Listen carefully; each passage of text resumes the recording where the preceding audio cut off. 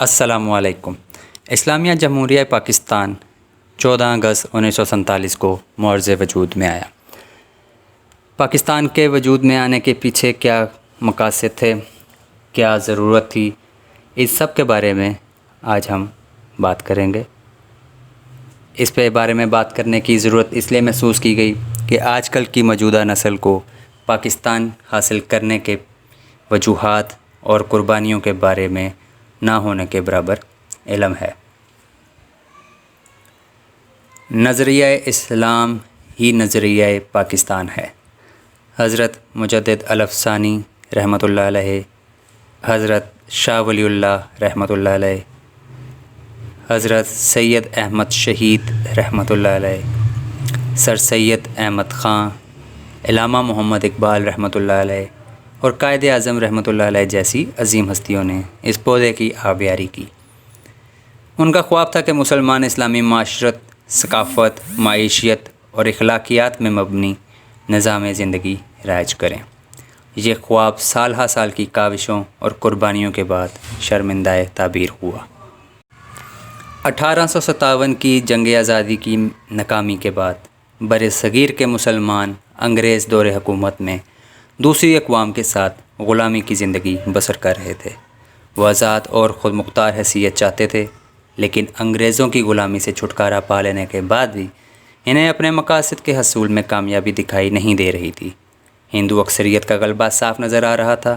بڑے غور و فکر کے بعد مسلمانوں نے فیصلہ کیا کہ انگریزوں کی حکومت کے خاتمے کے بعد ایسے علاقوں میں ایک مسلم مملکت قائم ہو جائے جہاں مسلمان اکثریت میں ہوں۔ اس طرح مسلمان دائمی غلامی سے چھٹکارا پا لیں گے۔ وہ شخصیت جس نے ایک علیحدہ مسلم مملکت کے قیام کا تصور عملی شکل میں ڈھال دیا، وہ قائد اعظم رحمۃ اللہ کی ہستی تھی۔ انہوں نے نظریہ پاکستان کی وضاحت ان الفاظ میں کی: پاکستان تو اسی ہی روز ہی وجود میں آ گیا تھا جب پہلا ہندو مسلمان ہوا تھا۔ مارچ 1944 میں طلباء سے مخاطب ہوتے ہوئے آپ نے فرمایا، ہمارا رہنما اسلام ہے اور یہی ہماری زندگی کا مکمل ضابطہ ہے۔ علامہ محمد اقبال رحمۃ اللہ علیہ نے نظریہ پاکستان کے حوالے سے دعویٰ کیا کہ ہندو اور مسلمان ایک مملکت میں اکٹھے نہیں رہ سکتے۔ مسلمان جلد یا بعدیر اپنی جداگانہ مملکت بنانے میں کامیاب ہو جائیں گے۔ علامہ اقبال نے برصغیر میں واحد قوم کے وجود کا تصور مسترد کر دیا اور مسلم قوم کی جداگانہ حیثیت پہ زور دیا۔ اسی تصور کو آل انڈیا مسلم لیگ کے اجلاس جو 1930 میں منعقد ہوا، انہوں نے واضح کہا، انڈیا ایک بر صغیر ہے، ملک نہیں۔ یہاں مختلف مذاہب سے تعلق رکھنے اور مختلف زبانیں بولنے والے لوگ رہتے ہیں۔ مسلمان قوم اپنی جداگانہ مذہبی اور ثقافتی پہچان رکھتی ہے۔ پاکستان کے قیام کا مطالبہ اس پس منظر میں بھی کیا گیا کہ مسلمان اپنے عقائد کے مطابق زندگی گزار سکیں، عبادت کی ادائیگی میں رکاوٹ محسوس نہ کریں۔ انڈین نیشنل کانگریس کے ہوتے ہوئے مسلمانوں کو آل انڈیا مسلم لیگ کے قیام کی ضرورت کیوں محسوس ہوئی، اس کی وجوہات پہ اب روشنی ڈالیں گے۔ آل انڈیا نیشنل کانگریس صرف ہندوؤں کی جماعت بن کے رہ گئی تھی۔ کانگریس پہ انتہا پسند فرقہ پرست ہندو قابض ہو چکے تھے اور مسلمانوں کے لیے ایسی صورت میں اپنی ایک جماعت کا ہونا بہت ضروری تھا۔ فرقہ واریت، تشدد، انتہا پسندی عروج پہ تھی۔ ہندو مہاسبھا سنگھٹن اور آریہ سماج جیسی تحریکوں سے مسلمانوں کے وجود کو خطرہ حاصل تھا۔ مشرقی بنگال کا صوبہ 1905 میں وجود آیا جہاں مسلمانوں کی اکثریت تھی۔ صوبہ بنگال کی تقسیم کی ہندوؤں نے شدید مخالفت کی۔ وہ مسلمانوں کے بہبود کے لیے اٹھائے جانے والے کسی اقدام کو برداشت نہیں کر سکتے تھے۔ اردو ہندی تنازع بھی اسی سلسلے کی کڑی تھا۔ ہندو پورا زور لگا رہے تھے کہ سرکاری زبان اردو کی جگہ ہندی رائج ہو۔ دیوناگری رسم الخط ملک بھر میں رائج کرانے کی کوششیں تھیں۔ انگریز گورنر بھی دباؤ میں آ کے ان کی مدد پہ آمادہ تھا۔ ایسے میں مسلمانوں نے اردو کے دفاع کے لیے تحریک چلائی۔ برصغیر ہند کے مسلمان اپنی زبان اور ثقافت کا تحفظ کرنا چاہتے تھے۔ چنانچہ آل انڈیا مسلم لیگ کا قیام 1906 میں ڈھاکہ کے مقام پر عمل میں آیا۔ مسلم عمائدین نے ڈھاکہ کے نواب سلیم اللہ خان کی دعوت پر ایک خصوصی اجلاس میں شرکت کی۔ اجلاس میں فیصلہ کیا گیا مسلمان کی سیاسی رہنمائی کے لیے ایک سیاسی جماعت تشکیل دی جائے۔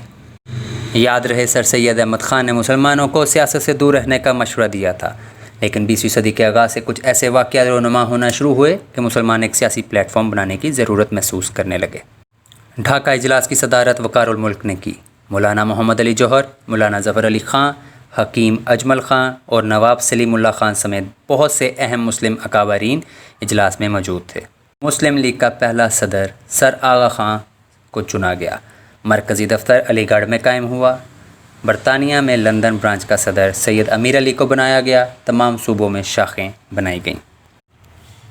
آل انڈیا مسلم لیگ کے مقاصد بر صغیر میں مسلمانوں اور حکومت کے درمیان بہترین تعلقات استوار کرنا، بر صغیر میں مسلم قوم کے حقوق کا تحفظ اور دیگر حلقوں میں مل جل کے کام کرنا شامل تھا۔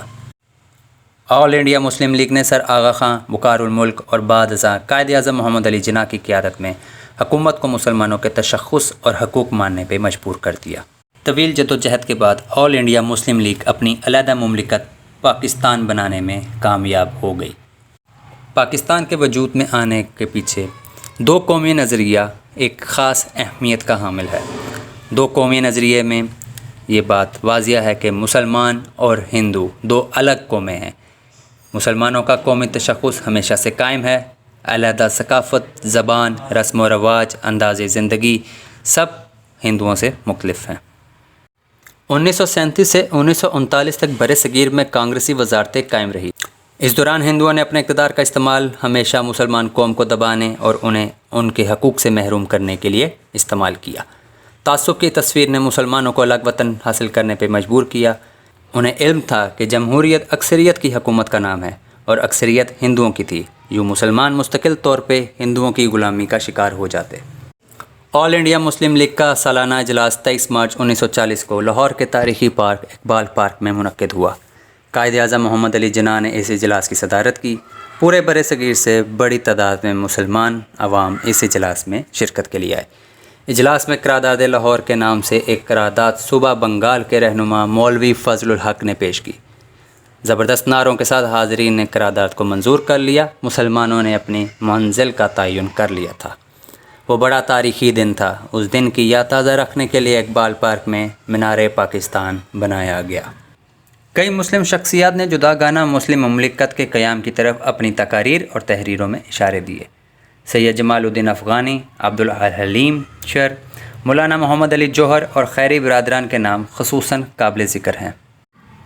علامہ محمد اقبال نے 1930 میں مسلم لیگ کے سالانہ اجلاس کی صدارت کرتے ہوئے خطبہ اعلی بات دیا تو انہوں نے شمال مغرب میں جداگانہ مسلم مملکت کے قیام کو مسلمانوں کا مستقبل ٹھہرایا۔ بحیثیت طالب علم چودھری رحمت علی نے 1933 میں مسلمانوں کے لیے ایک سے زیادہ آزاد مملکتوں کے قیام کی تجویز ایک پامفلٹ ناؤ اور نیور کے نام سے پیش کیا۔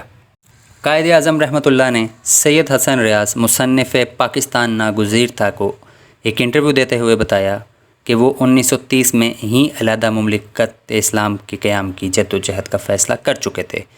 1940 تک قائد اعظم نے قوم کو ذہنی طور پہ رفتہ رفتہ تیار کیا۔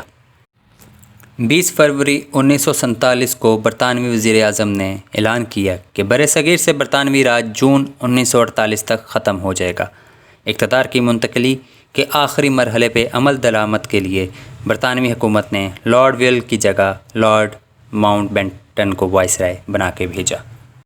3 جون 1947 کے منصوبے میں غیر مسلم اکثریتی صوبے آسام، یو پی، سی پی، مدراس، بامبے، بہار، اڑیسہ جیسے صوبے جہاں مسلمانوں کی تعداد غیر مسلموں کے مقابلے میں کم تھی، ہندوستان میں شامل کا فیصلہ کیا گیا۔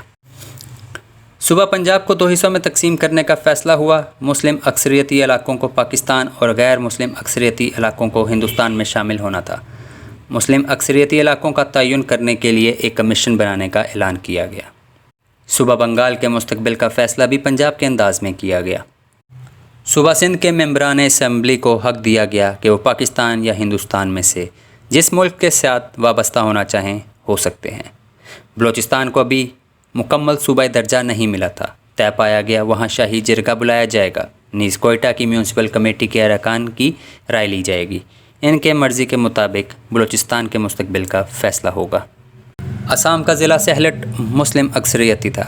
वहाँ की आवाम ने मुस्लिम लीग का भरपूर साथ दिया था। जून 1947 के मंसूबे में तय पाया गया कि एक रेफरेंडम के ज़रिए आवाम को मौका दिया जाएगा कि वहाँ की आवाम हिंदुस्तान या पाकिस्तान में से किसी एक के साथ मिलने का फ़ैसला ख़ुद कर लें। इसी तरह सूबा सरहद खैबर पख्तूनख्वा को भी रेफरेंडम के ज़रिए फ़ैसला सुनाने का इख्तियार दिया गया। सहलट में रेफरेंडम हुआ, अवाम की बड़ी अक्सरियत ने पाकिस्तान के हक़ में फ़ैसला दिया तो ज़िला सहलट मशरक़ी पाकिस्तान से मुल्हिक कर दिया गया। सिंध की असम्बली के अरकान ने बहुत बड़ी अक्सरियत के साथ पाकिस्तान में शिरकत की हक़ में वोट दिए। बलूचिस्तान में शाही जरगा और कोयटा म्यूनसिपल कमेटी के अरकान ने पाकिस्तान के हक़ में वोट दिए। सूबा खैबर पख्तूनख्वा में अवाम से बराह रास्त रेफरेंडम के ज़रिए राय मांगी गई। उन्होंने पाकिस्तान के हक़ में राय दी। हुकूमत बरतानिया ने 18 जुलाई 1947 को बरसगीर को 2 ममालिक में तकसीम करके कानून आज़ादी हिंद मंजूर किया। यह कानून 3 जून 1947 के मंसूबे को पेश नज़र रख के तैयार किया गया। हुकूमत ने ऐलान किया था कि जून 1948 तक बरसगीर को आज़ादी दे दी जाएगी, लेकिन उजरत में फ़ैसले किए गए।